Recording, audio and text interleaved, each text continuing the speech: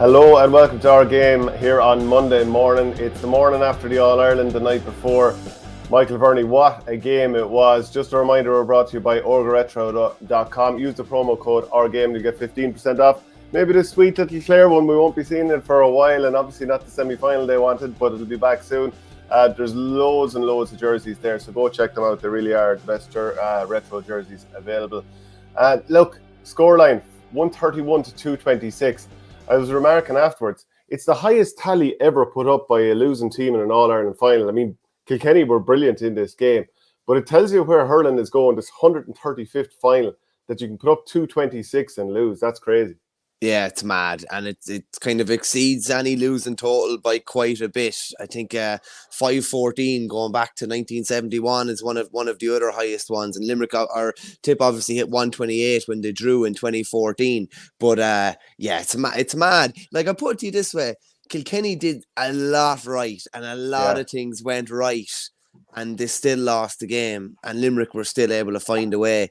An amazing type of a game. I thought the first half was quite open for an All-Ireland final and probably not what I expected, but the second half was that arm wrestle that I expected. Probably expected Kilkenny to bring that maybe more in the first half, but yeah, the goals just came at really good times for Kilkenny. Gave them oxygen, kept them in the game. But Limerick's response even to the two goals, their ability to respond was, something else. And I'm sure we'll talk about it at length. Like, Gerard Hegarty was literally everywhere. Forget about the 1-5 now for a minute, but he was on his own 21. He was catching puckouts. He was winning frees. He's scored 3-14 from play in the last three All-Ireland finals. 7 points, 2-2, and 1-5. And his goal yesterday, you couldn't have that was the only place you could put it, that Owen Murphy probably wasn't going to save it. It was outrageous. And even the flick up, Shane, you don't do those type of things in an All-Ireland final. Generally, you don't even do them out in the back garden. It was funny, I was looking at him in the warm-up yesterday. They blow a whistle and they get 30 seconds to themselves at one stage, and he's just flicking the ball up, catching it behind his back, freestyling, and then he takes that freestyle spirit into an All-Ireland final. Just an incredible display. Yeah, I think that's the way to do it, to be kind of relaxed in a warm-up, because if you're too 100% focused and everything has to be absolutely intense, those little magic touches probably aren't going to happen. Like, Brian Cody got an awful lot right in this match, but we're going to go into some of the things he got wrong as well. And there was, puck out analysis done with the way that Limerick did that sort of folding in the half-forward line, and then everyone would bunch and break off to the sides. And it was really good. But we're going to look at it, and we'll bring up the tactics board and focus at why Kilkenny made this so possible. There's a huge amount of comments coming in, as always, so we'll go through a few of them. Patrick Coleman says, great win, Limerick, to win All-Ireland by beating Cork, Waterford, Tipperary, Clare, Galway and Kilkenny, all playing their best game of the year versus Limerick, and no Lynch. They're now a great team. I mean, when you put it like that, that's up there with what anyone's ever achieved in terms of going through the season completely unbeaten. 2018 was probably the greatest hurling season we've ever seen. But they did lose a couple of games en route to winning that.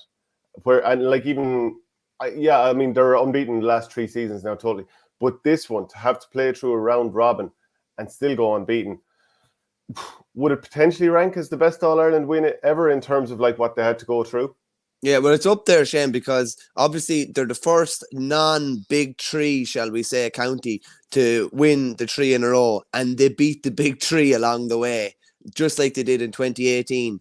Clare did it in 97. They beat all 3 of the aforementioned teams. That's right, yeah. But to beat the big 3 while doing the 3 in a row without your main man, like we were talking off air, it's very, very rare that you're missing, a hurler of the year, potentially your best player, probably one of the best players in the country, if not the best, and you're still able to find a way. That's phenomenal, really. You had mentioned Jack McCaffrey, obviously stepping away from Dublin in 2016 and Dublin winning the All-Ireland. I suppose it's maybe no coincidence that Limerick are able to do something like that great Dublin team was able to do without one of their best. I think Ballyhale winning Kilkenny in 2007 without Henry and without Cha was another one. It's just that shouldn't be possible, really. But this takes it to another level. Their ability to grind it out when a lot of things look to be going against them is just phenomenal. Yeah, it really was. A couple of more comments here. Flash, of course, a Limerick man. Nothing will beat the emotion of ending the 45-year wait in 2018, but this All-Ireland feels like the best of the four with how much they were made earn it. Immense resilience throughout the year. And you'd have to say immense resilience from Kilkenny too. Tom Barry, great win, great match, and Burns for Player of the Year. Grode Hegarty is generally out of this world. Not the most emotional, but the most satisfying for myself as a Limerick fan yesterday. Pa OK says, Hugh Lawler, absolutely outstanding for Kilkenny. Could have been moved onto Hego. I mean, that was one of the things in 2016. Kilkenny's, I suppose, pundits afterwards were saying, well, Brian Cody left Joey Holden exposed and Seamus Callan for too long, didn't make a change tactically or just in terms of individually. And in this game, for too long, he looked at what was happening with Grode Hegarty and thought that the solution was keep doing the same thing. So there, a little bit of it does fall on the manager's head, doesn't it? Yeah, a small bit, yeah. Their full back line was very good. I thought Hugh Lawler definitely had the upper hand on Galan. Even those 50-50 balls or 60-40 balls that came in favour of Galan, he was still able to spoil them. Interesting what our viewer says there. Maybe it's a case of the next time they play them, they'll do what Waterford did and Conor Prunty will go out wing back, or Hugh Lawler will go out wing back in this case, because he's a bit leaner than Hegarty, I'd say, even, but he has probably the speed and the power to stay with him. But he did such a good job on Galan yesterday, so maybe you're robbing Peter to pay Paul. And what I said in my piece in the Independent this morning is, yeah, grand, Galan was kept quiet today. Hegarty, Morrissey, Hayes went to town. Hegarty will be quiet the next day. Galan and Flanagan will go to town. It's like just different faces on different days. Like the half-hour line was really quiet by their standards in the semi-final, and they exploded into life yesterday. Like absolutely exploded into life. I think Colm Keys from the Indo was 337 from play from their half forwards in the last three All-Ireland finals, be it Cian Lynch or Kyle Hayes or whoever was centre forward, Hegarty and Morrissey. Like that's out of this That's world, 112 really. per game from that sector, which is nuts. Yeah, But savage. So I mean, just to take that on a little bit more, my theory would have been in 2016, Kilkenny's full back line was thrown to the Wolves. But they've moved the problem a little bit more just out to the half back line, and it was the half back line that was thrown to the Wolves. And you can say, that they scored whatever they scored in this game, 1-5 for Hegarty, 4 points for Kyle Hayes, and the same for Tom Morrissey. And you could blame the half back line if you want, but they were the ones thrown to the Wolves here. And I'm going to bring up the tactics board just to talk about this just a small bit more. And people keep getting your comments in. We'll try to get to as many of them as we can, as we always try to do. But if you look here, this is the half forward line for Limerick. Hegarty, Morrissey, and Hayes. Look, it wasn't always like this, but just let's go like sort of in terms of like a snapshot. This was kind of what it was like, and they'd obviously weave this way and that. And Deegan would follow him, and Carey would follow him, and they'd crisscross across each other. The Kilkenny half-backs. Now, number one, if I was a Kilkenny half-back here, and I know there's a huge amount of space to work into here, so you could be caught either way, but I would be just looking to start off like this. So if the Kilkenny three lads want to start in there, I'd be Deegan and I'd be Carey, and I'd say, look, let's just stand 5 yards either side, keep an eye into our left, and whenever one eventually bursts out, I'll sort of try to match his run. If he comes there, I feel like I've a little bit of a head start. It's not, to be fair now, I know Richie Reid can't stand back and make calls to his wings backs, but it's because it's too loud. But anyway, as a starting point, I'd be looking to do something like that. The other thing is, I thought it was ridiculous, and they were showing it on the Sunday game last night, those puck outs and the great running patterns that Hegarty and Tom Morrissey were doing. And it's absolutely true. They were great running patterns and great footwork, and they got themselves free so many times. But what I couldn't understand is why the Kilkenny forward line was so far up the field. They were obviously this is a rugby pitch graphic, but they were up where the D was. They were up at level with the D and almost not too far from the 21, which meant that you had too many players too far up the field. Now, there's a couple of different ways to go. In some ways, Kilkenny are saying, we're going to go man-on-man and beat Limerick that way. We're not going to go with a sweeper like Cathal Mannion early in the All-Ireland semi-final. For Galway, he was just bypassed. We need to go man-on-man. And that is fine during play. And, I mean, obviously, you're going to get caught at times because Limerick are so good. But from puckouts, really, you did need the entire team sitting back like this. I mean, I don't see why the full forward line didn't say, do you know what? I would rather Sean Finn, Mike Casey, and Barry Nash get the sharp puckouts rather than leaving huge holes open at the back. So, or even change at some stage, just to sit everybody back and say, we're not going to give you those straight puck outs down those huge channels down the wing, because so often it was like puck out, point, puck out, shot. You know, surely Kilkenny would mix it up a little bit and say, we're not going to give you those options there. And the other thing is this, I'm actually just bring up the tactics board once more. The variety that Limerick had was brilliant. There was one stage, and it didn't work actually, and in fact they conceded a score directly. But both Darragh O'Donovan and Will O'Donoghue went up to the left wing forward spot for a puck out, and the entire middle area there had no Limerick player whatsoever. Now, if they won the puck out, they probably outnumbered Kilkenny brilliantly in a forward area. They lost it and they conceded a score. But the point that I'm trying to make is they're always trying to push the envelope and do something a little bit different to force you to think, how should I react to that? And if you're the one who's reacting, you know, you're the one who's always probably in that bit more bother. Yeah, no, I actually remember that. I was just trying to find it. I think Kyle Hayes actually dropped the ball and Kilkenny ended up getting a score, but he had created space and it was just a mistake on his part, a rare mistake. You're right. Yeah, in a brilliant performance. And I think Kilkenny put the ball over the bar, about 6 or 7 seconds later up the other end of the pitch. But see, the thing about their halfbacks is, it's probably easy to pinpoint the halfbacks. There should have been a bit of a domino effect up the rest of the pitch, as you say there. But they, like, as in full forwards, just come back a tiny bit. Half forwards come back a tiny bit. But key to it all, the midfielders had to be blocking up some of those channels, blocking up some of that space. The puck outs were going down empty channels a lot of the time. And there should be a domino effect from up the pitch. But this was clearly a tactic, Shane. Obviously, they didn't want Limerick to build from the back. Like, do you recall a short puck out? And I'd ask the viewers as well. I can't, maybe now I'm writing down a score and I didn't see it, but I definitely don't remember more than 2 or 3 short puck outs. This was clearly a tactic that they wanted to make Limerick go along. And even if it was a case of putting a ball down an empty channel, they wanted to make Limerick work for it.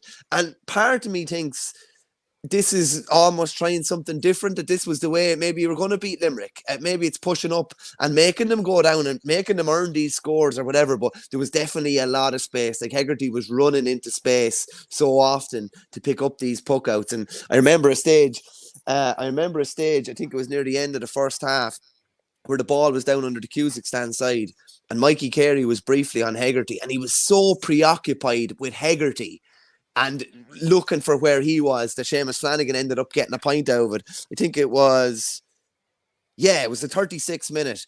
Like, the halfbacks, and I agree with what you're saying about the halfbacks holding their shape, but it's fear. It's fear that Hegarty's going to get a run on him, fear that Morrissey's going to get a run on him, fear that you're going to be made look a bit of an idiot almost, you know what I mean, for holding your ground. And Limerick asked those questions, and they asked them so often yesterday. But just, tactically really, really intriguing. Even there was a stage in the 10th minute where Paul Canerco was running into the fourth official. Forget who the fourth official were, but Martin Comerford had ran the whole length of the pitch to get an instruction in, and Canerco's into the fourth official, points to Comerford, and all of a sudden Comerford's never on the pitch again, never gets to encroach again. It's just kind of really, really smart, I suppose, from their point of view, about not letting a team get an edge. But like, I don't know. It's such a difficult one from Paddy Deegan's point of view. He got 2 points.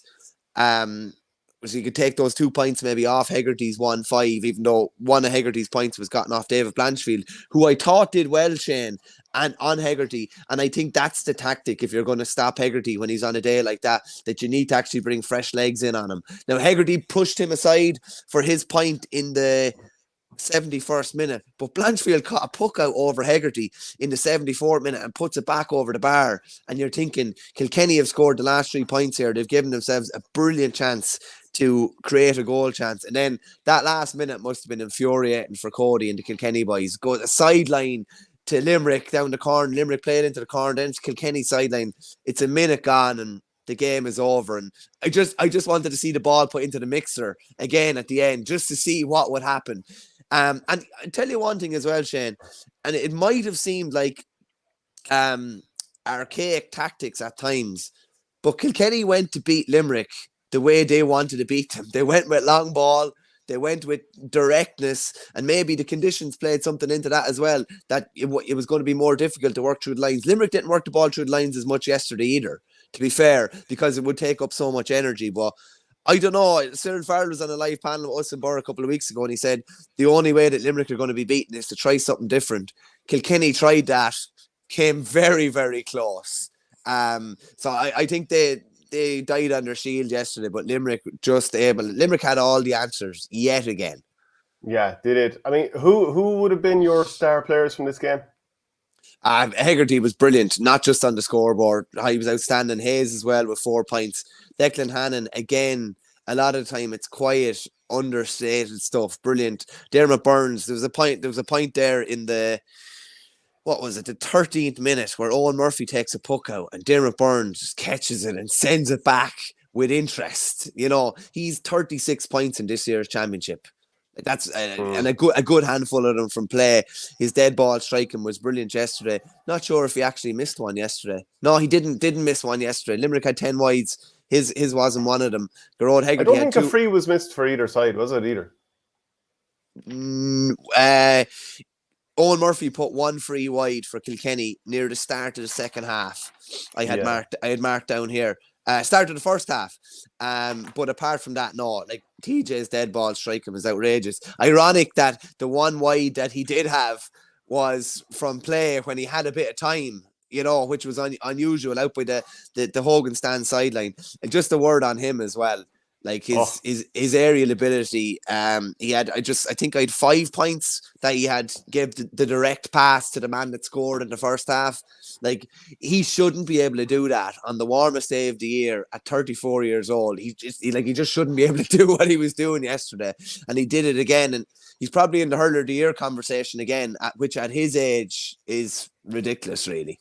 At that age, who's ever performed quite like that in an All-Ireland final? Like that, you know, we often hear about Henry Shefflin in 2012. I think he was 32 or maybe 33. Maybe he was 33 actually for that. And that was a great performance. This might have even been better. Yeah, I always loved the defiant performances in defeat. I think it's so much harder to perform well in defeat. Even I always go back to TJ's one against, was it Galway in 19 in Nolan Park when they were beaten, when he scored something like 2-11 or something like that, and they were beaten, and he even got a couple of men sent off. He was that dangerous that day. But his fingerprints were literally on everything yesterday. I'll put it to you this way: I don't think anybody has ever played better without scoring from play. I'll put it to you that way. And he did direct hand in Mossy Keown's goal, and he probably didn't realise, he probably should have taken a point that time. He'd probably tried to force another goal chance, forget whereabouts it was. He gave a hand pass across, and Limerick ended up kind of mopping it up. Probably didn't realise he had more time and probably should have taken a score. But just a brilliant performance, yet another brilliant performance to add to a catalogue of outrageous performances throughout his career. Yeah, because in the lead up to this, everyone was talking about Kilkenny need to get a couple of goals to win this game. Geez, if they had to get one more, it might have been enough. But I still can't get over scoring 226 and it not being enough to win in All-Ireland. And did you feel like when Limerick went 6 points ahead that this game is going to be slowly choked out now, that they're going to manage the situation and Kilkenny will just struggle to reel them in the latter stages? Now, obviously, they got the goal to do that. But you would have thought, they're just gonna manage it from here.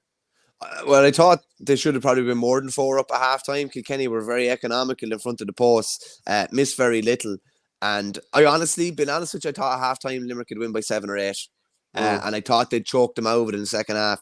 The timing of Billy Ryan's goal and even the timing of Mossy Keown's goal as well just breathed new life into them. But look at Billy Ryan's goal in the 38th minute. Garrod Hegarty gets the next point 2 minutes later. You look at Mossy Keown's goal in the 47th minute. John Donnelly actually gets the next point. Then Tom Morrissey, Dermot Burns reply. And then there was a time in the 51st minute. It's amazing little small things in games. Remember Sean Finn hit the ball back to Nicky Quaid and it nearly goes out over the end line. Yeah. And he just saved it just in time. And then Hegarty drives Mullen out over the Cusack stand sideline with a shoulder when he's in possession. And then Tom Morrissey gets the next point 2 minutes later. All these tiny little things. Probably something that should be said now. I think there was one of the viewers said there was 22 frees in yesterday's game. Imagine to say that Kilkenny and Limerick would meet in an All-Ireland final and there was not one yellow card. Mad. Listen, I don't. Well, now I don't know how there was the yellow card. There definitely should have been a few, but Kilkenny people probably be a bit aggrieved and feel that a couple of calls maybe didn't go their way. There was a call against John Donnelly late enough on that I thought was a harsh call. I have to say, it definitely wasn't a Limerick free. I'll put it to you that way. It was more a Kilkenny free than Limerick free, or it was play on. But I didn't think it was a Limerick free. There was a couple of ones that I thought that Kilkenny could have had, and I definitely thought there could have been some that Limerick could have had as well. First half, I thought it was a bit of a ping-pong match. I thought the usual crack of players looking for frees was rewarded a little too often. Second half, I definitely didn't think that. But there was TJ Reid could have had one very close to the hillside. I thought he was held when he was trying to flick a ball along the ground. The one you were mentioning there. But then there was one quite late on. I don't know if you remember it, but a ball came to Declan Hannon, and he switched to his right hand, and I don't know how he had such quick hands, but he caught it. I haven't seen it back, but I feel like, did he drop his hurley to do that? Because there was a call. There was a call for that at the time, actually, as well. Yeah, and there was even a borderline hand pass, for one of the Tom Morrissey points. Just think we're going to find it here. I can't Limerick see with it a borderline hand pass go away. Well, it was definitely right. I think it was from Kyle Hayes. It was right on the borderline. But I think Kilkenny people would probably feel slightly aggrieved and think that a couple of the big calls probably didn't go their way. And they're only marginal kind of things. They're really only marginal things. But it's a 2-point win. It's a 2-point win for Limerick. So, a free one way that goes the other way can kind of change the game. I even highlighted in the paper this morning. There was just a couple of ones. Paddy Deegan drops a ball short in the 19th minute. The Limerick defence does really well to hold out Kilkenny to make sure that Quaid has time on the ball. 5 seconds later, the ball is in Hegarty's hands down the Hogan stand side, and 4.5 seconds later, the ball is over the bar. And Paddy Deegan hits the shot from the Cusick stand side, and he's marking Hegarty at the time. And Hegarty is on the Hogan stand side when Nicky Quaid recycles the ball. Just phenomenal, you'd have to say. There was so many facets to this. And I'd ask you kind of where did this final rank for you? I thought it was going to get away from Kilkenny, and I think the surprise element of it all, I probably thought it would be tight. I didn't think it would be this tight. I'd probably looking back to probably 24. It's probably as good a final as there's been since 2014. I would say. Yeah, I'd say the drawn final of 2014 is probably still the best final that there's been in modern history anyway. And I know people would jump back previous generations and say, well, you weren't there for the excitement. Like, sometimes the excitement in the ground isn't just down to scores, because the first half here, I didn't think the first half was great. I just thought it was a ping pong match. And there's a little bit too much of puck out, shot instantly, puck out, shot instantly. And like, there's one of those clips that somebody sent me last night from 2014, when the ball just went around for like 2 or 3 minutes. Nobody really got a shot off. And that was exciting. And I remember there was another one from 2009, which is another one of the greatest games of all time, where there was like 2.5 minutes of the ball just going around, people clattering into each other, tackles, screaming for the next ball.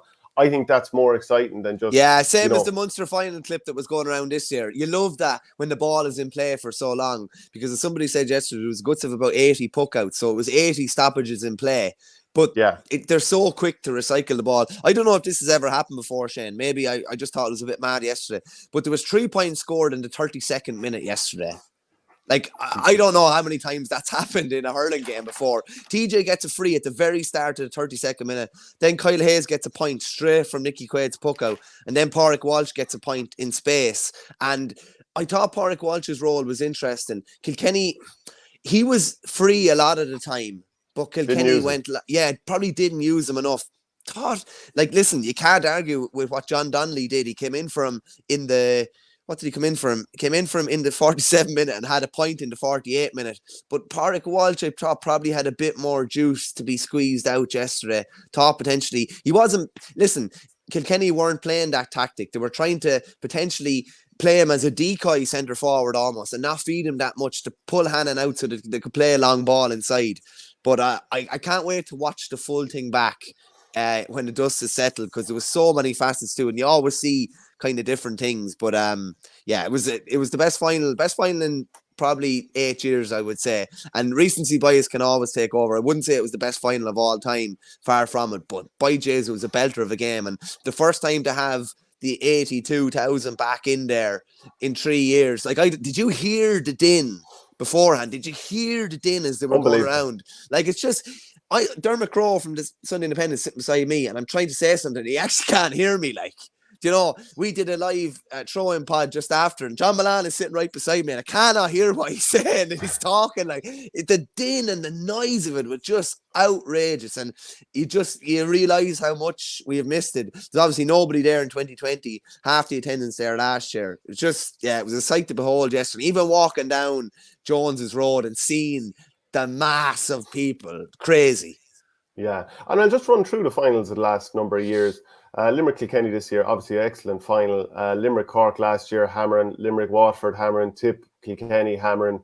Limerick Galway was pretty good, but it was more so just because a very good finale, or chase towards the end from Galway. It wasn't an unbelievable game where it was to and fro and throughout, the momentum shaking, swinging. Galway Waterford, pretty decent game. Tip Kilkenny 2016, a bit too much in it. Kilkenny Galway, I think a lot of people weren't buzzing with that game. Galway just were in a stranglehold in the second half. Yeah, 2013 obviously deserves an awful lot of credit. 2 games, that was absolutely brilliant. 2012, the drawn game between Kilkenny and Galway was good, but the replay was just a washout. And then that Tip trilogy with Kilkenny from 2009 to 2011, they were all pretty good in their own right. We'll go through a few more comments here. Detox 101, fair play to Reedy, Boyle and O'Neill. They had a slew of fellas castigating them all year, and they won the game in the end. Kilkenny bench looked better on paper, but Limerick bet them hands down. No, I don't think anybody was castigating. I don't think anybody was castigating them or anything and like also that. The Kilkenny bench got 5 points, so you could actually say they outscored the Limerick bench. So I don't entirely agree with that one. Lionel Strongjaw, is there a better big game player than Hegarty with 3-14 from play at 3 All-Ireland finals? He's like Drogba. Do you know what? Remember against Waterford earlier this year, they were already down Flanagan and Kyle Hayes. And then after, 10 minutes, Cian Lynch went off injured and Hegarty has a monster game and they win anyway. So that's a pretty on-the-money comment, I'd say there. How did he stay going, Shane, for the full game? Like, he was still going at the very end. His GPS stats and the ground he covered is one. The speed he covered it at, it was just ridiculous as well. I'd have to make inquiries, get our hands on that, because the ground he covered and to still be on the field at the end. And you know something? Just knowing that Cian Lynch wasn't there beside him, it's almost like these lads puffed their chest out a bit more, knew there was a bit more required. You'd have to say Kyle Hayes as well. I said it earlier on the year, and I think it was Adrian McGrath got back to me. I was talking about the most versatile player in GAA history. And my own clubmate, Brian Whelan, obviously went up full forward from wing back in 98. But to be able to go from being the best wing back in the country, along with Dermot Burns probably, to being as effective, like he was as effective yesterday at centre forward as he was in the 18 final. Like, he was so dangerous, such a threat. And look how much his shooting has improved. Probably not an inside forward, that knackiness of an inside forward, but he really hurt Kilkenny from deep yesterday. Yeah, he definitely did. In reflection, Conor Fogarty might have been better to start. Really need the work rate to be similar to 06 for it to have been successful. I would say Kilkenny got it wrong with their midfield selection. Cian Kenny's been very good this year. Himself and Conor Brown struggled to get into the game. I'm not sure how many times either of them got on the ball. Obviously, Cian Kenny was taken off at half-time. Wally Walsh came in and made a huge impact. But definitely the midfield area, and we already talked about in terms of the puck out and what sort of a screening were they doing. And obviously, Cian Kenny was under that long ball that Flanagan flicked down for Grode Hegarty for the first goal. He was sort of blown past, then Richie Reid was blown out of it, and then ball into the top corner. But selection-wise, you'd have to say midfield there, that probably was an area that Brian Cody got wrong. Yeah, if Conor Fogarty hadn't missed the semi-final with a thumb injury, I'd say he probably would have started because he was very good. He was very good in the Leinster final, and you could say maybe there would be a bit of a worry about his legs. But I don't know. It's 2 of his best performances in recent years were the All-Ireland semi-final last year against Cork, who were all legs, and Galway in the Leinster final. So I'm not so sure. He probably found the going tough. Imagine coming in as a blood sub in that game yesterday your head would be absolutely spinning. I think he came in for Fogarty or he came in for Brown 17th minute, and he was on the field a good 8 minutes. Conor Brown got bursted, I think, going through at one stage for a free that TJ Reid got in the 17th minute. But they probably need, a bit of experience as well, I think. Two kind of raw enough lads at midfield in Kilkenny and Conor Brown yesterday. The midfield was a weird one. Would you rate any of the midfielders more than 6.5 out of 10 yesterday? Do you know what I mean? It was kind of a strange one. But saying that, Limerick would be happy from the point of view that, like, if Kilkenny and Conor Brown were not on the breaks of the Limerick puckouts. So that was, if O'Donoghue and Donovan just occupied them for the puckouts, other people were able to make hay as a result of that. So Limerick would have been happy enough with that. Yeah, Darragh O'Donovan got on the ball a couple of times at the very start of the game. I thought he got into it and settled quite early. Do you know, actually, a note I made at the start of the game was Limerick struggling on their own puck out, because Paddy Deegan caught one early, Richie Reid caught one early. Obviously, we've already talked about how they changed things up and ultimately really hurt Kilkenny with their puck outs. But another thing I'd noted was that the ball that was going inside to Aaron Gillan and Seamus Flanagan especially, the first couple, they miscontrolled, both players. And the inside line, it's not that ball didn't go in. It did go in, but they just didn't have a going day, as you like to call it. A part of me felt like maybe Aaron Gillan, he had his leg strapped up. Maybe he wasn't just physically 100% for this game, and maybe that might explain some of it. Look, that's not to play down Hugh Lawler's part. He played very well, but part of me wondered, was he actually at 100% for this game? Yeah, John Kiely talked about two players, significant players. He said, this is real like Irish rugby stuff where you don't give the names of anybody, and it's kind of covert. But he said two lads picked up knocks on Friday night, and he was just like, how do you even pick up a knock on Friday night? But it happens, and maybe Gillan was one of them. There was obviously other rumours kind of swirling around last week as well, but he definitely wasn't. It's funny you say that, Shane. I even noticed, like, I just had written down the same thing, Limerick fumbles early on, which was just really strange. Gillan with one, Hannon with another, Flanagan with one as well. The ball just wasn't sticking inside. And how good of a sign is that for the strength of your team, that some guys aren't performing and other guys just pick up the load? And just on that point, Shane, there was some great stats from I think it's the performance coach, the GA performance process on Twitter at No Plan B GA. He had these stats up after the semi-final, and I just updated them after last night. So Limerick's full backline contributed 4 points throughout the year. Their half backline contributed 43. Their midfield contributed 7. Their half forward line contributed 249. Their full forward line contributed 562, and their subs contributed 119. Like, there's such an even spread, and imagine to say, like, as good as they are anything but relying on any one player. They're not even relying on any two players. And they average 29.7 points per year. But yet again, they saved their best to last. Their best performance of 2018 was the final, up until the last 10 minutes. Their best performance of 20 was the final. Their best performance of 21 was the final.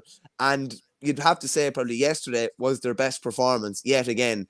And they hit that 30-point mark, as in 30 white flags, for the third All-Ireland final in a row. That's only ever been done once before they did it in 2020. And that was with Kilkenny when they battered Waterford in 2008. Like, they're like literally ripping up every record and rewriting them. They're basically Dublin with hurleys, aren't they? I mean, like the stuff you've gone through there. Yeah, Dublin with hurls, yeah. Look, I mean, potato. But they are kind of like that. You know, I mean, we already talked about Jack McCaffrey. He was Footballer of the Year in 2015. He went away in 2016. Rory O'Carroll had been an all-star. He went away. There was going to be no answer at full back because he'd finally filled the spot. They find a way to do it. Diarmuid Connolly goes away. Somebody else steps in. It feels like that with Limerick here. And, like, to do it without...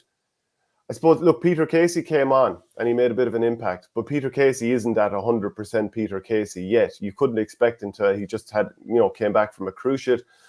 This time last year in the All-Ireland final against Cork, the two most devastating creative players, the lock pickers, if you like, were Lynch and Peter Casey. So to do it without either of them, I mean, Casey was there, but you know what I mean? Without those two players at full pelt, to still score 131, to still win an All-Ireland and go unbeaten throughout the season.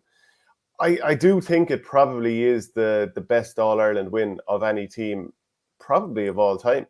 Yeah, I wouldn't disagree with you, being honest with you. Just something on that. Kieran Carey made a really good point about the Limerick system the night of our live show, and talking about that Kilkenny game in 2019. I think it's really applicable to yesterday. He just said they would have learned an awful lot from that particular match, talking about Kilkenny in 2019, because since that time to now, they're like a machine, and the system is flowing in every game, irrespective of who's injured or who isn't injured. Whoever comes in, they're going straight into the system, and they operate the system. And that's just totally true. The faces change, the system stays the same. And just what you said about this being Limerick's most satisfying All-Ireland win, John Kiely basically would have agreed that. You said it was probably one of the best All-Ireland final wins of all time. And I'm struggling to find it. Like, just say hypothetically, if Kilkenny had won in 2010 the 5 in a row without Henry, that would have been unbelievable. I can't think of an instance where another team just keeps finding results when they really shouldn't be able to. But Kiely just said, we've had a really, really tough 6 months. We have had setback after setback. I could list 20 significant events that occurred during the course of the 6 months that were a challenge to us. The lads showed incredible resilience to keep going. He said Cian Lynch got injured last Sunday, what looked like a very serious injury at the time, and the game went on. We got back into it straight away. We drove on. Just, that's an interesting one. Have you been at trainings? I've been at trainings where both instances have happened, where someone goes down and you're just literally like, throw it in, come on, let's go, move it on. And then there's other times when you're maybe trying to be careful, or you don't want anyone to pick up an injury, and the game stops for 5 or 10 minutes and the session ends sometimes. But have you been in that scenario even? Yeah, oh, of course. And like, I've been in scenarios where you're doing, and this was the other thing that he said. I was in this press conference and he was like, 2 injuries on Friday night. And basically the way he was saying it was like, and you can imagine a Friday night session before an All-Ireland, it's basically going to be a glorified puck around, just a bit of sharpness and ball work, I'd imagine, just to get lads warmed up. And we had that before the All-Ireland in 2018 between the two of them. We were doing a simple little drill where, you're standing across two across from two, and you're just doing that drill where you smash the ball into the ground to bounce up into somebody's hand, and you keep switching sides as you're doing it, and ended up with a back spasm from it and needing all sorts of treatment. Like, these crazy sort of things can happen out of nowhere. And obviously they said they had 2 of those on Friday. Sometimes you can just, I don't know, catch a ball and somehow it just knocks your finger out, or you can just be turning in a warm-up drill, or, some sort of a little bit of a sprint drill or whatever, and hurt your knee or whatever. These things can happen. So, it's sort of a sod's law type thing for Limerick. But look, I'm sure Kilkenny had a few issues as well throughout the year. Actually, Kiely didn't really want to expand on the whole, we had 20 different incidents over the course of the year, because when he was asked to clarify or to expand on that, he just started talking again about Cian Lynch and what happened, and the fact that he was taken away in the back of a Jeep and they still had to drive on with their session. I'll play a small bit of that interview with John Kiely from yesterday, and we'll come back and talk at the far side of it. Exacerbating with yourself, to a certain extent, Christ, what do we have to do to get away from these guys, like we were hurling well, we were winning puck-outs, we were creating scoring opportunities, and yet they were still there, and obviously this was a key piece of the game now. Who's going to respond, who's going to go into the ascendancy and dominate the next, minutes of the game and create the next number of scoring chances and take them. And, I think ultimately we did. We found the resolve, defensively and in attack. Like, for lads coming off the bench to take on the shots that Cathal O'Neill took on, that Conor Boylan took on, that Peter took on and kept taking on, even though we didn't get them all. But we took the chances on, and we committed to them. And, if you don't commit to those chances, Diarmuid got a very important free 65, and nailed them all today as well. Things that didn't happen in the semi-final for us with the same frequencies you'd expect either. So Diarmuid would be particularly pleased with his contribution in that regard, in terms of the percentage of chances he got and converted, as opposed to the number of chances he converted. He had a load of chances in the semi-final, but didn't convert them all, got some. So listen, it was down to that last block of time, whatever it might have been, 13, 14 minutes, and we managed to find the scores, and we made it more difficult for Kilkenny to get those scores. I know you said that in the build-up that 2019 in Wales was irrelevant, that stuff so long ago. But now that you've actually beaten Kilkenny in a final, the one team you've beaten in 2 knockout matches, in your scout chart, what does it mean to win a game like that against that? It means the world, it means the world. We've such respect for Kilkenny. and what they've done, what Brian has done with the various groups that he's had over the last 24 years, is it? I think it's 24 years. Their record is unparalleled. It'll take generations for it to be anywhere chased by anybody, and it probably never will. But the hallmark of the teams is always their hard work, but like they're tremendously skillful as well. TJ's ability in the air, Walter's ability in the air, their ability to take scores. The goal that Owen Cody took, that was just an incredible strike as well. Like a brilliant point shortly after that again. They have it all in abundance, and to win any final is difficult. But the challenge is going to come to you physically and tactically and in hurling terms. And to be up to that is just, a tremendous achievement for our boys. That's what makes it so special. This is really special. Sorry, so that was John Kiely there. Really was kind of pumped up, and geez, by the time of I suppose last night when they were on the Sunday game, he looked like a man who was absolutely drained of energy. I'm sure it had been a very long day since the time they got up and hit the train or whatever and headed to Dublin. Jesus, you could imagine the man would be absolutely panned out. You tweeted it last night, Shane, and I think it can't be overstated enough. Like, I couldn't sleep last night. Number one, from the heat. Number two, because it was still buzzing from the game. Like, I don't know what you're like after a match, but I could be like 6 hours after a game and you're still like thinking about this and that, and you're getting an old comment from someone here and there, and you're thinking and talking about and looking at the game different. Like, imagine the amount of energy expended by Kiely, obviously massively on the line, and you're basically like playing vicariously through 20 players, shall we say. But the energy that was put into it from a player's point of view, and like, just think about it, like, we have like, one of the best summers we've ever had, and like, there's no point saying any different. Those boys are probably sitting in a dark corner for the last week trying to literally save every bit of energy that they have, and they poured it out onto the field yesterday, both sets of teams. Just on Limerick point of view as well, and I said it briefly earlier about saving their best to last. That is some, like, what do you call it? Is a periodization where to be able to peak on the biggest day 4 out of 5 years is that is some going. That takes some level of planning and organization and trust and faith in the people, all the people involved. S&C, manager, coach, everything. It takes some doing.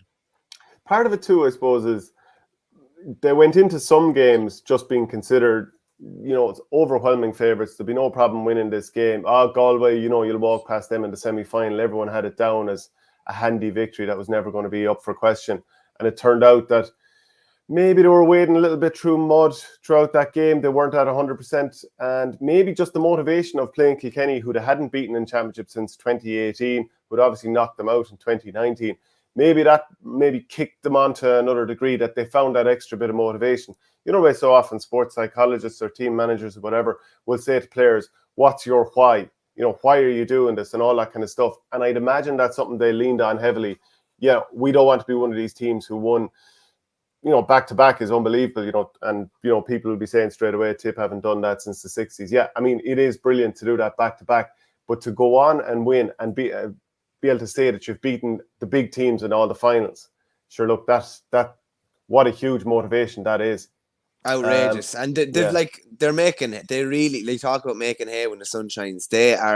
They're making hay, they're making silage, they're making straw, they're doing the whole shebang. Like, they're not leaving anything behind. Like, I wouldn't hazard a guess to say when they'll be beaten again in a knockout game. Like, you'd be a brave man or woman to say when they'll be beaten again in a knockout game. Because even just looking at them out on the pitch yesterday after, they obviously loved it all. They went mad when the Cranberries came on and all that, but they were just sitting back, enjoying it all, soaking it all in. These are serial winners. Like, they only know how to win. It's actually brilliant to have an anthem like Dreams from the Cranberries. Yeah. It really does lift the entire stadium. I'd say every county would like to have a song quite like that. It's funny when you say that, because obviously Limerick, You're My Lady came on, and I love that. It's an emotional kind of tune, and there's such a parochial attachment to it. The Cranberries came on, and Will O'Donoghue, where he found the energy, I don't know.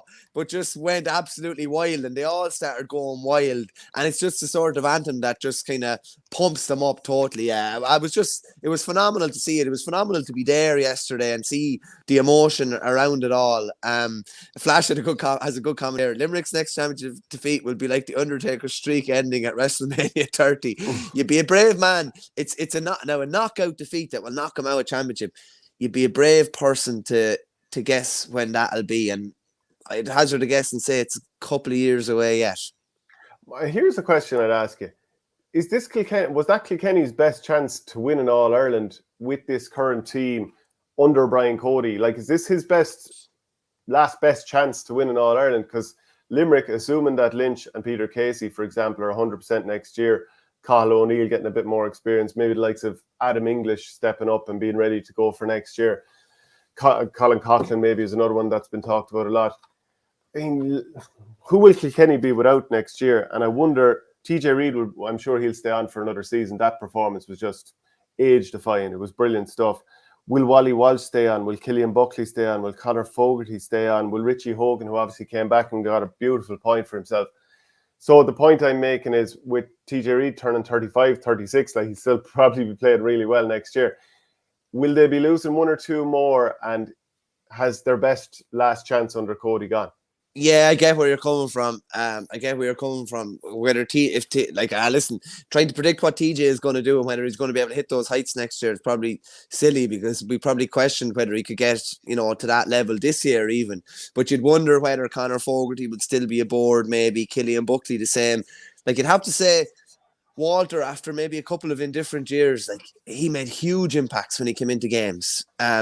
He really did. And I don't know, did you think the fairy tale was coming for Richie Hogan? I kind of thought he came in and he gets a point to draw them level, and I don't know if he felt the weight of the ball thereafter. Just Kilkenny didn't really get on the ball thereafter for whatever reason. But I kind of thought the fairy tale might be coming. But I see what you're getting at. Now, the only thing is, at least from their point of view, they have a conveyor belt of under 21 All-Ireland winners coming through that they haven't had since 2008. They haven't had that big All-Ireland win. So they'll, like, the likes of Billy Drennan and a few more will be coming in over the next couple of years, but they're also going to lose, some of their greatest ever players over the next couple of years in TJ, Richie. And if that was Richie's last game, he came on for 10 minutes in extra time against Cork in 2021. He came on played about 15 minutes yesterday.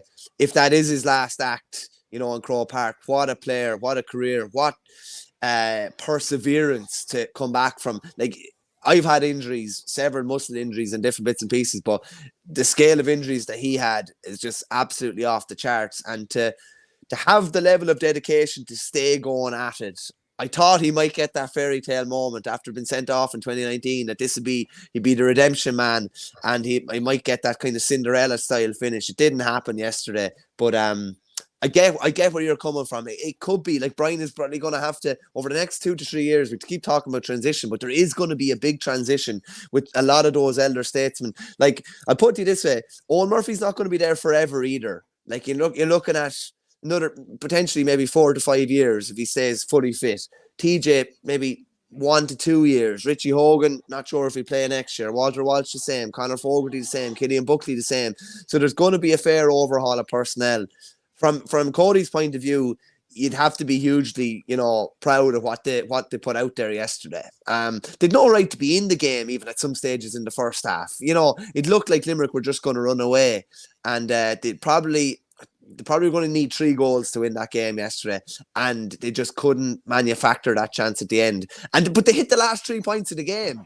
They hit the last 3. Yeah. When is that? I don't remember that ever happening against this Limerick team. The last 3 points of the game, but they just couldn't. 2018 surely against Galway. Did Galway not get a lot of scores at the end? Yeah, probably did actually. Yeah, probably did. Yeah. They were holding on. Didn't feel like they were holding on as much yesterday. Felt like they always had them just about at arm's length. But yeah, I suppose David Blanchfield coming in there's a guy who's probably going to start next year, you'd say. a couple of the other subs, even like Tommy Walsh, first All-Ireland final, very, very good. Mikey Butler, brilliant. I was looking at the team of the year in the Sunday game last night. I tell you something, you'd be hard-pressed to leave Mikey Butler off your All-Stars. We'll get into that now. That deserves a full show and everybody's full attention on a day when we've had a bit more time to reflect. I would bring up the Hurler of the Year conversation to you now. Dermot Burns probably put his hand up a little bit further, I'd say, yesterday. And like, there's a fair chance that three of the last four Hurler of the Year awards could end up in Patrick's Well. And one of the main lads that's going for the Hurler of the Year against him is a Patrick's Well clubmate in Aaron Gillan, which is phenomenal, really, when you think about it. Yeah, I mean, I think if Kyle Hayes had stayed fit in more of the games and maybe been centre forward the entire year or wing back, I think he might be it, because the impact he's made in the last couple of games especially, it's not just doing these great kind of YouTube-esque highlight reel moments. It's that he's winning an awful lot of dirty ball and showing real leadership. So I think he's kind of hit that level of his career now where he steps up and he's putting his hand up and saying, hit the ball to me, I'll win it, and we'll drive forward from there. So I've been so impressed with how he's played. Grode Hegarty as well, look, very good in different games over the course of the year. I've already mentioned the Watford game, this game. So he's right there in the conversation. Declan Hannon's performance, if he had Definitely. a few that were the same level as yesterday, he'd probably be in that conversation. And obviously to now captain a team to 4 All-Ireland final victories that no one else has done, what an achievement there. Do you think he could get up to the level of Stephen Cluxton, the amount of times he's done it? He's not far off. Their careers are quite similar in many ways. Like, Cluxton played from... When did Cluxton make his debut? And he had to wait till 2011. Yeah, like he had to wait the guts of 9 years. Hannon's not far off that. I think he might have debuted in 2012-ish, something like that, as a teenager. And now all the success is coming towards the back end of his career. But he's just so solid, Shane. He's just so... How many times did he come out with balls yesterday when the ball was there to be won? He came out with it. And he's used to the ball. Brilliant. And the point in the first half as well, a great score too. Has he the fastest hands in the game? Like, in terms of controlling ball that's coming at him 100 miles an hour or being in tight situations and somehow getting the ball into his hand. It's just improbable at times. Yeah, it's funny you say that, because he even goes down for a pickup, when there's a man like literally up his rear end and the ball still ends up in his hand. Phenomenal, really. And they're not going to change captain, and he's not going to go away for a couple of years. So there's every chance that he could get to 5, 6, 7, maybe. You want the Cluxton captain him to 7, yeah? I think it was 7, yeah, because they had the 6 in a row. The first one, yeah. Yeah, like, there's nothing to say that he couldn't get to that level. He comes into the Hurler of the Year conversation. Barry Nash definitely does as well. Another very, very good game. Thought he was the best of the full back line yesterday. Gillan is in around there. You'd probably have to have TJ in the Hurler of the Year conversation too, with, a man of the match just playing the semi-final, and Kilkenny's probably best player, maybe, potentially outside of Hugh Lawler yesterday in the All-Ireland final. So he's definitely in around there too. Yeah, I'd have the nominees probably as TJ, Dermot Burns, and Aaron Gillan, and I'd be giving it to Dermot Burns. Yeah, he'd be the first defender since Tommy Walsh won in 2009, I'd say. I put, the way we always talk after an All-Ireland final, did he lose his All-Star? Did he hurl his way out of an All-Star? Happened with a fair whack of Cork lads in last year's final. There wasn't too many lads did their case any harm yesterday. I think, and we'll get into it a bit more, the fascinating debate is probably between Sean Finn and Mikey Butler for that cornerback All-Star. I think is going to be really interesting. But I'd have Burns as a fairly firm favourite for Hurler of the Year. Yeah, his performances all year reminded me of Pádraig Maher in 2016. Like, to my money, Pádraig Maher was the Hurler of the Year that season. Every day he was probably an 8 out of 10, and I would say it's something pretty similar. I can't remember every single performance off the top of my head, but it feels to me like Burns stood up so many days, whether it's hitting frees that most people wouldn't be able to knock over. Like, how often is he knocking these frees over from his own 45? It's almost stupid at this stage. Just on that as well, just on that, and aside, like, I think you're the same as me. Like, high scoring games are great. I prefer the arm wrestles. I still think the ball is traveling too far. I still think it's traveling 10 to 15 yards too far. I just don't think you should be able to score a free from 30, 35 yards out from your own goal. I think we need to level it off a tiny bit. And like, are we just going to see the scores getting higher and higher every year as we go on? Like, I think a slight little change needs to be made there. Not a massive change, but that's just a little pet peeve of mine. I prefer the arm wrestles more than the high scoring shootouts. Yeah, no, it definitely does travel too far. Red Lad says, Limerick were great yesterday. Got a weird, over-exaggerated hand pass technique. Almost looks like a double action without the ball looking like it's leaving the hand. But I guess that's normal now. Cahill Halloran, Verney said all year Limerick would win this year, but would be a struggle. Nailed it. So next year, someone else gets it? No, not with Lynch coming back. Like, Limerick should be stronger again next year, shouldn't they? Cahill O'Neill's a year older. Conor Boylan, who to me really impressed this year. After I wasn't sure whether he was going to make as much of an impact as he did. Made a big impact. Like, his gas, David Reedy was the hero off the bench in the semi-final, and it was two other guys that made the impact off the bench yesterday. Do you know?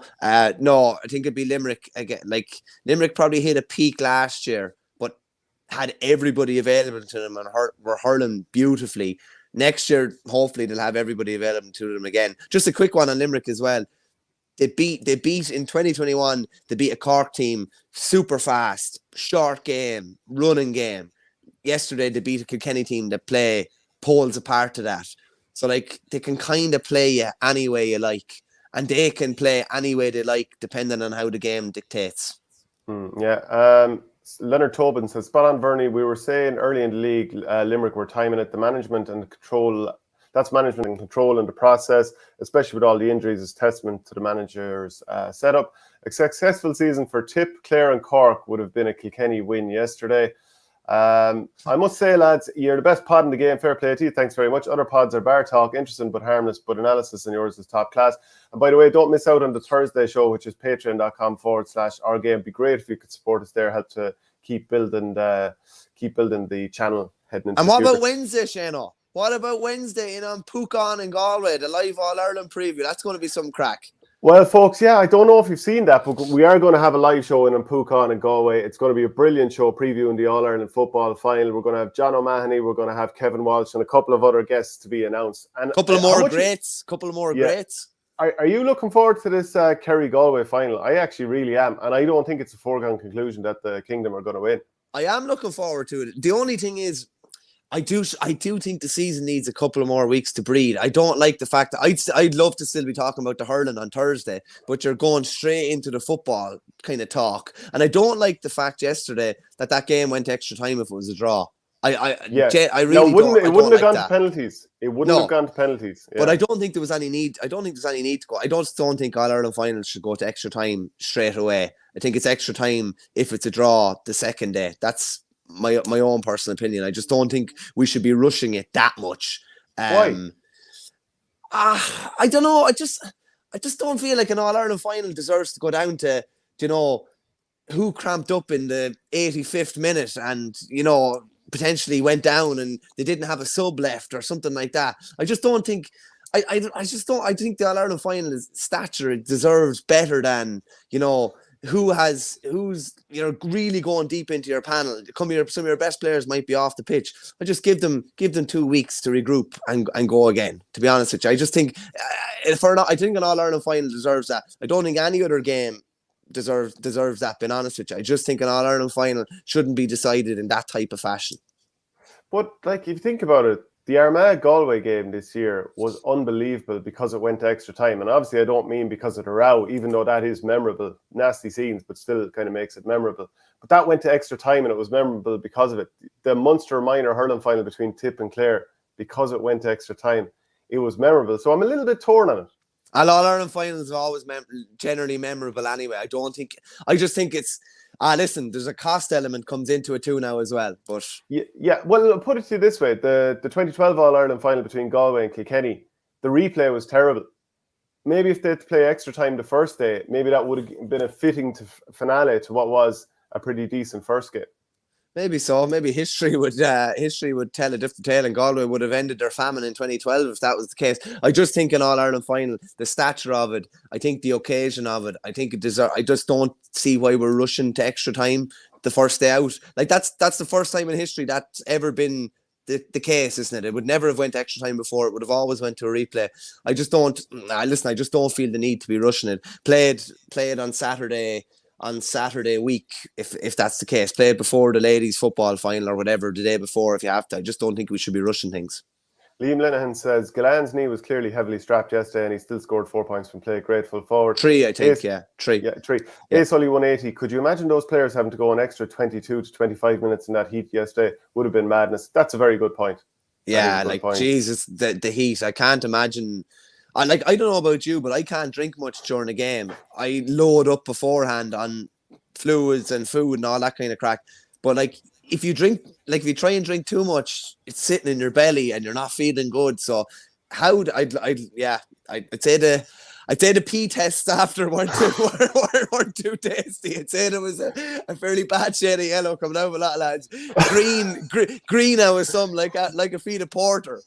Well, I'd just during the match just be tipping away enough because your throat or your mouth is dry. It wouldn't be anything more than that, really. I'd swirl it around, yeah, just because that's all you need. Like, it's hard to even drink water on any day during a match when you're still trying to move, you know. Edward Hogan says Kiely second best manager of all time. Now, you know what's interesting? Brian Cody has obviously won 11 All-Ireland titles as a manager. He's now lost 6 finals, including his last 3. So that's probably not how he wants to end his tenure. And you know, I was even thinking who says his tenure is ending? No, of course he doesn't want to end it that way. He wants to go on and win. But the point being that Mickey Hart, another really, really long-term manager, he started out and won an All-Ireland in his first season in 2003, finished up at the end of the 2020 season, and they go on and win an All-Ireland the very next season. So it kind of makes his last 12 seasons look like he hung on way too long. Geez, they would have got over the line if they had to go for a different manager. So when you'd won 3 All-Irelands between 2003 and 2008, to then drag it on so long and got back to the final in 2018, but people don't look at that as a great achievement because after the first 15 minutes, they faded out and they were very much held at arm's length. It kind of spoiled his legacy to some degree, which maybe is really unfair in some ways. But like all the ex-players that he had started talking about it in the media and not everyone was complimentary. And you could say that about a few of Cody's players from the era when they were winning All-Irelands in the dominant spell, that a few of them have kind of chipped away, in the last couple of years saying maybe it's time to change and all this kind of stuff. That in another year or two, if he hasn't won that next All-Ireland, that this will just be a footnote and people will say, well, from 2015 to the end, he didn't actually win an All-Ireland. So we'll chip away at his legacy is what I'm getting to. Yeah, maybe so. I think that's a bit of a blind view of it, I have to say, for what he has available to him. Like to me this year, if Kilkenny were getting to an All-Ireland final, if you'd said to me Kilkenny would win 3 in a row and run Limerick to 2 points, I probably wouldn't have believed you in an All-Ireland final. I wouldn't have believed you, to be honest with you. So like I think it's like they surprised me yesterday somewhat. I didn't think they'd be able to do what they did against Limerick. And they nearly fucking pulled it off. Detox asked the question there, what were the 8 ice creams I had? It was 7, and there were ice burgers, and I was dying the next morning. But I still came on and did the show with you, I think, the next morning, but I was dying. 7 ice burgers. Now, they're lovely. Don't get me wrong. Were they the miniature ones, or they in a multi-pack, or were they the full size? No, the real deal, yeah. But you listen, you have to, I kind of felt like I had to do you ever feel like you have to punish yourself a bit? Like, I was like, we're out of the championship. I'm kind of treating myself, but I'm also punishing myself. But I don't drink, like, so I got to do something, like, do you know what I mean? And would they be your, like, did you go into the shop and buy 7 straight up, or did you win? You bought 2 and then you went back and bought another few? No, the mother knew. She had about 3 boxes of them in the freezer. 3 boxes of 4, yeah. And a loaf of brioche bread as well, Andrew Sullivan is wondering? No, I gave up the brioche years ago when I was injured one time and I realised I needed to cut down on the carbs, so I gave up the brioche. The brioche would be like about 5,000 calories in a loaf, I'd say. It is tasty though. Very, very tasty. Like, some people put butter on it. I don't think there's no, it's sweet enough already. There's no need for the butter on the brioche. Yeah. So is there anything else we want to talk about this particular game? If anyone else has any other comments, get them in. Darren Nestor talking about super splits if you're having a load of ice cream. I would be a big fan of them. On a particularly warm day, I'd nearly go down the route of a Calippo just to get that refreshment. cannot go wrong with a Calippo because you're practically drinking it. And you know the bit at the bottom when it's after melting, the bit at the bottom, drink it off. Beautiful. Down the hatch. Cola flavour, cola or orange flavour, delightful. I don't mind. I'll take on all comers. There's no issue there. Now, do we want to talk about, I mean, there were some people when they saw what happened with the managerial roundabout late last week, they thought that I was going to hijack this All-Ireland review show and make it about Tipperary. But Colin Bonner is gone. Now, we can come back and talk to the All-Ireland final and talk about it again. If people have some comments or questions, we will come back to that. But Colin Bonner has left the role as Tipperary manager. Look, the statement that was put out it feels like it was worded a little bit awkwardly. I don't think the intention would have been to drive the boot in, but it has come across that way, saying that he's been relieved of his duties.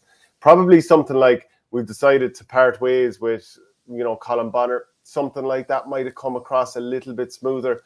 But then another part of me was wondering, did the county board and the delegates who were meeting, did they feel he should have walked already? And then there was a bit of frustration in that statement. I'm not entirely sure, but either way, we're talking around the jigs and the reels. Colin Bonner, who said he's extremely disappointed, he's gone as Tipperary manager. Next day, Liam Cahill is gone as Waterford manager. Now, we could end up with divorces of convenience here that suit Tipperary to have Liam Cahill as manager next year. We don't know just yet. But what were your thoughts on it, first off, when you saw Colin Bonner departing and then Liam Cahill? Awful statement from Tipperary, just ridiculous. I'm not being smart. Number one, he's not an outsider. He's Tipperary to the core. I think you treat lads with a bit of respect. He's obviously a, legendary Tipperary hurler. I think someone had it up that he was the first GDA in the history of the GA as well. Colin was. Like, he's given his life to the GA. Didn't deserve to be treated like that. Just a really poorly worded statement. As with any, those things, several eyes need to see those things before they go to print, in my view, because you need to have somebody get with a conflict in view saying, listen, you might want to reword that now here. He's like, Colin Bonner is a tip man, over tip, fulfilled probably a lifelong ambition managing tip.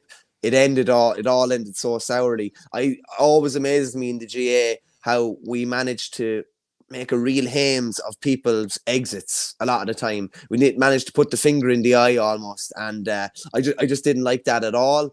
Obviously, then you had Liam Cahill leaving Waterford the next day. 3 years, 2.5 really good years, you'd have to say, and it just tailed off at the end, but it had been going brilliant until that point. Now, he's obviously is the favourite for the Tipperary job, but a couple of things. It's fairly, it's not on record, it's probably off the record, but he probably wasn't happy with how he was treated when he went for the job in the first place. I think that would be fair to say. He didn't seem happy with process or how he was treated or how his demands were met or not met last year. So I don't think it's as cut and dry as saying that Liam Cahill is going to be the Tipperary manager. I'd say, does he want to manage Tipperary? Of course he does. But whatever were those sticking points last year and whatever were the sticking points when he went for the job at the end of 2018 when Michael Ryan finished, who's to say that those won't arise again? There was talk of, I don't know, was it that he wanted to be able to pick completely his own backroom team and things like that last year and bring in all his own people. I'm not sure if that was agreeable with the Tip County Board. So those same problems could arise again. Like, what's your own reading on that? I don't think it's as easy to just join the dots and say he's going to be manager. Do you know, I was thinking both parties' positions have been weakened to some degree, because the way that the season unravelled for Waterford, like the year beforehand, you would have thought, okay, finished up, they lost to Limerick in the semi-final. Grand, okay, not perfect end of the season, but overall you can really see this Waterford team is building, they're going in the right direction. Tipperary want Liam Cahill, he's in a strong position. He can say, look, well, I'm flying it here with Waterford and all that kind of stuff, and he has all that stuff to weigh up in his own head. Does he want to finish the mission with Waterford? Tipperary, obviously, they hadn't kind of plunged to those depths quite at that stage. Obviously, I'd spoken of my frustration of players not coming through and all that kind of stuff. But now, Tipperary are at a lower ebb. So you'd imagine the desperation to find a top manager, which Liam Cahill evidently is greater. But Liam Cahill no longer has a job. You know, he doesn't have a bird in the hand already at this stage. So, funnily enough, both sides' positions are weakened somewhat, which maybe puts both in the exact same position. But I think because last year, maybe both sides entered in good faith, but maybe didn't really think through the points of view of the other side. I think maybe this time people will tread a bit more carefully. I mean, the wording of the Tipperary statement about Bonner suggests that maybe there isn't the sort of soft touch required always in evidence, but maybe going into conversations with Liam Cahill, if that is the direction they decide to go, maybe everyone will go in with a little bit more good faith, less demanding, and maybe they'll find, just that common ground. But like you, I don't see it as a foregone conclusion that this is going to happen. There's obviously other candidates out there as well. Darren Gleeson has won 2 Joe McDonough's with Antrim. That's a possibility. Brendan Cummins is obviously his first exposure as a manager, an inter-county manager, was with the 20s last year. They were very impressive. They played the way I'd say Tipperary people would like Tipperary to play.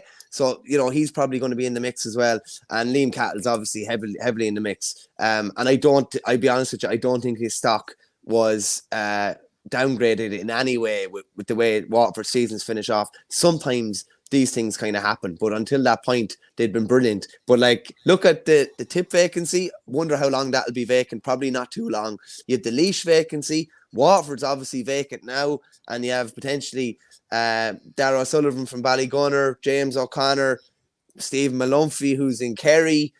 Maybe Derek McGrath will go back again. Maybe Davy Fitz will go back again. You've Dublin vacant as well. So we'll have plenty to talk about over the next while. You can guarantee you that. Yeah, I mean, who do you think Laois will go for? I was half thinking, based in Galway, Matty Kenny. Would he go all the way to Waterford, assuming that they wanted him? That'd be a fair old trek there, but Laois would be far more proximate. Darren Gleeson's driving all the way up to Antrim. So would Dublin be something that he'd consider if they decided that he was in the conversation? I've heard other rumours that he'd be mentioned in the conversation for Waterford.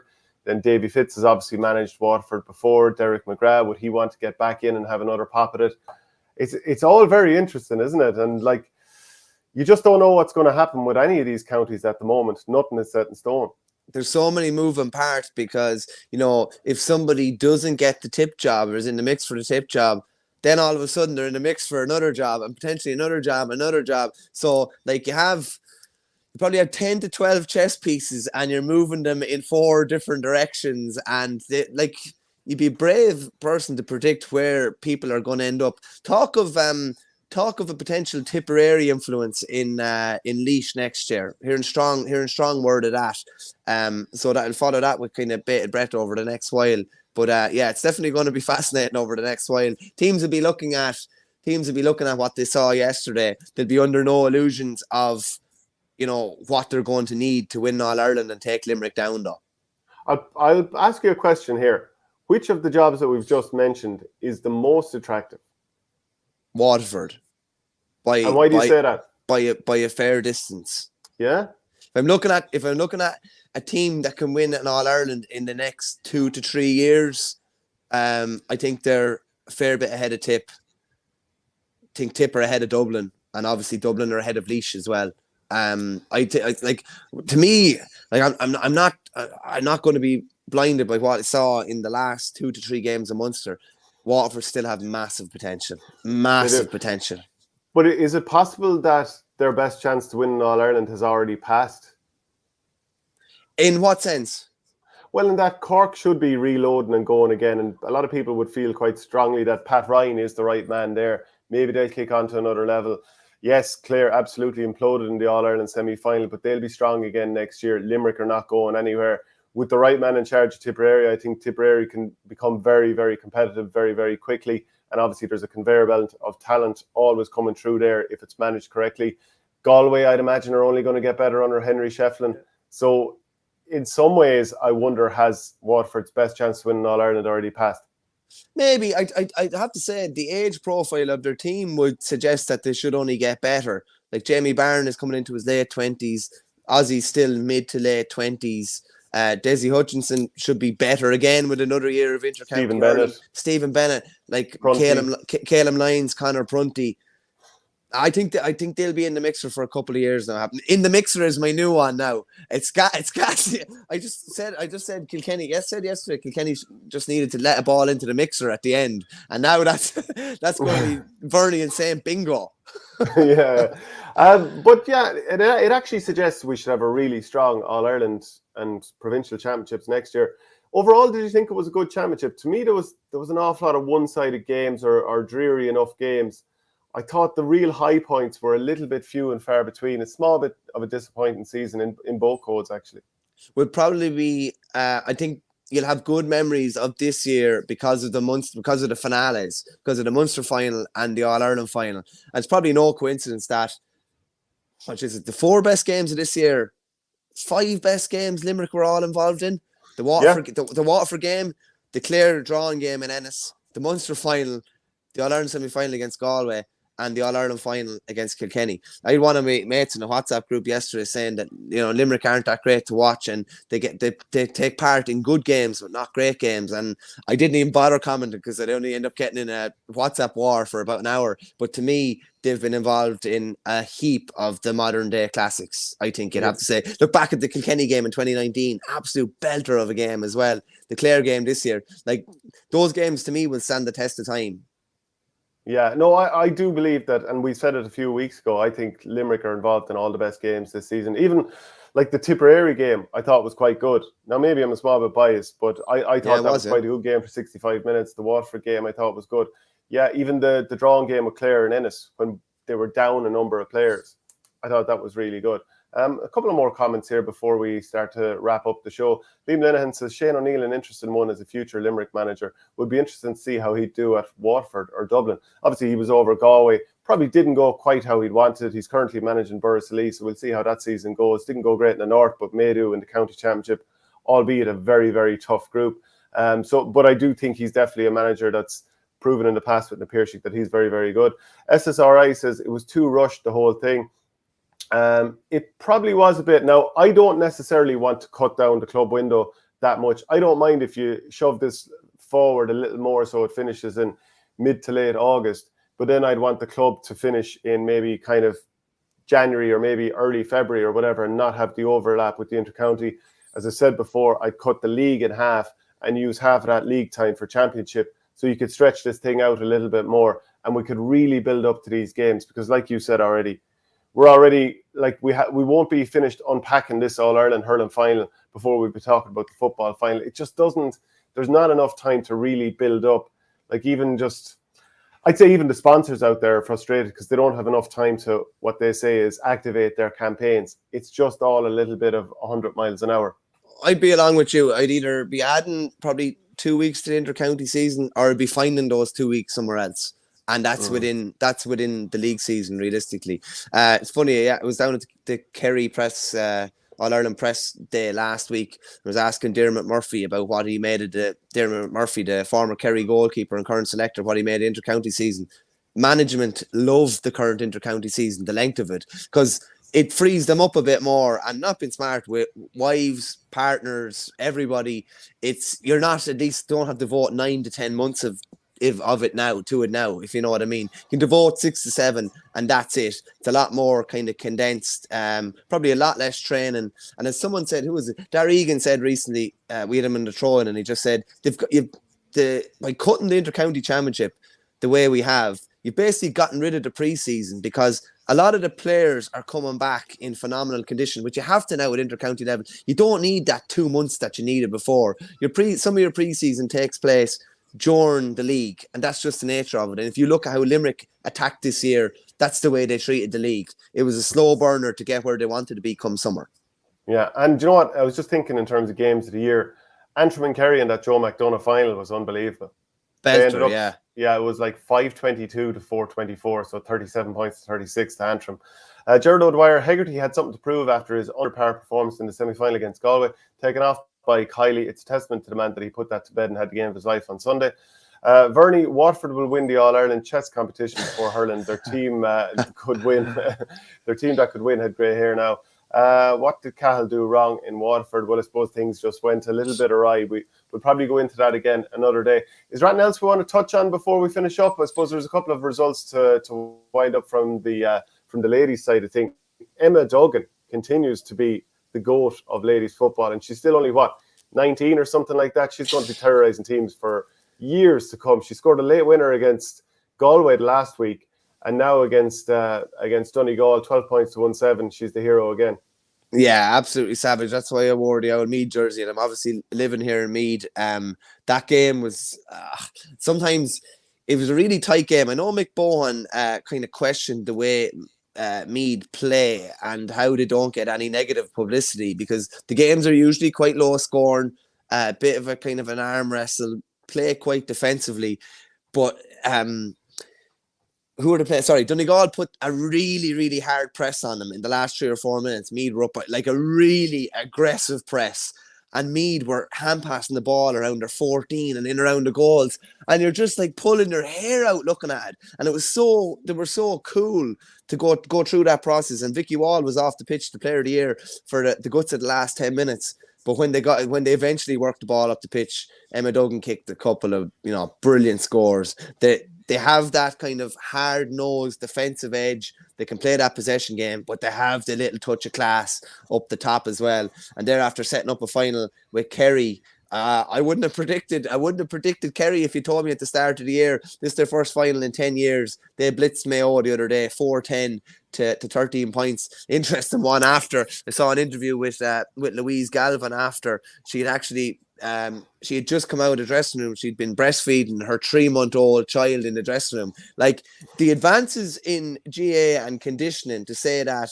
the amount of women now who go through births and everything that's associated with that, and how difficult that is, and they're back playing like 6 to 8 weeks later. It's absolutely phenomenal. That's the level that the GA and the LGFA and the Camogie Association has gone to now. But they had a big win the other day, and that sets up a kind of a novel enough pairing. Mead and Kerry. And Kerry obviously going for the double, men's and female, male and female as well. So very, very interesting. Yeah, and I've been watching plenty of the games over recent weeks. The Ladies Football Championship is a brilliant watch. I really think they've got a great thing going there, and yeah, hopefully that continues. Very pure or something to it. I just not to say that they're all playing heads up football or anything like that, and it's real, genuine and honest the whole time. But it just is a really, like, I find it a much better spectacle than the Camogie now. Been honest with you, just from what I watch. I love watching the ladies football anytime I get a chance to, and neither of the weekend's games disappointed, and I don't think the final disappointed either. I wonder actually, to some degree, is it because? So obviously men are bigger than women, and the GPS stats and all that would show that men cover more ground. So they're bigger and they cover more ground, which I suppose in a way means that the pitch is smaller for men, comparatively speaking, than it is for women. So women are operating in a bigger space relative to the amount of ground they can cover. So maybe that means that it's going to be a bit more open and free-flowing because they don't cover quite the same amount of ground. And maybe that lends to it being a really good spectacle. So that's just something that's kind of crossed my mind recently. And I wonder, do people agree with that? And get your comments in. The All-Ireland Camogie quarterfinals, they were on also over the weekend. Waterford 3-16, Limerick 1-12. I think that's their first All-Ireland semi-final since 1959, isn't it? I think I saw Tomas McCarthy tweeting that. They won the senior hurling in 59 as well, didn't they? That's their last one, I think. They did. Eddie Kerr made his debut the same season in the replay at All-Ireland. And Kilkenny beat Dublin 224 to 111 there. So that was never really up for debate. Just a word on, I think it has something like 300,000 views on Twitter, but Ciara Griffin's pickup with a handle of a hurl is definitely not something you see every day. To be honest with you, it's gas. Like, this is just me now, because I definitely wouldn't be half as skillful as most hurlers. Like, I wouldn't have even tried to do that. I don't know what I would have tried to do, or I would have kicked it to someone or something like that. But it's a great sign of your faith and trust in your skills that you do that. If that was Grode Hegarty, he probably would have tried to flick the handle off his boot or something like that. But it was an amazing pickup, and it was an absolutely outrageous ball. I forget who it was, put across for one of Niamh Rocket's goals. It was literally through the eye of a needle stuff. Absolutely brilliant. They're going to be up against it. There's no point in saying any different against Cork in the semi-final, and then you've Kilkenny and Galway in the other semi-final, which listen, it's a puck of a ball between the two of them realistically. Yeah, absolutely. Kilkenny, Galway and Cork are really used to getting to this stage of the game. Right, go to the week time. Grode Hegarty, yeah? Head jaw. Hard go away from him now, in fairness.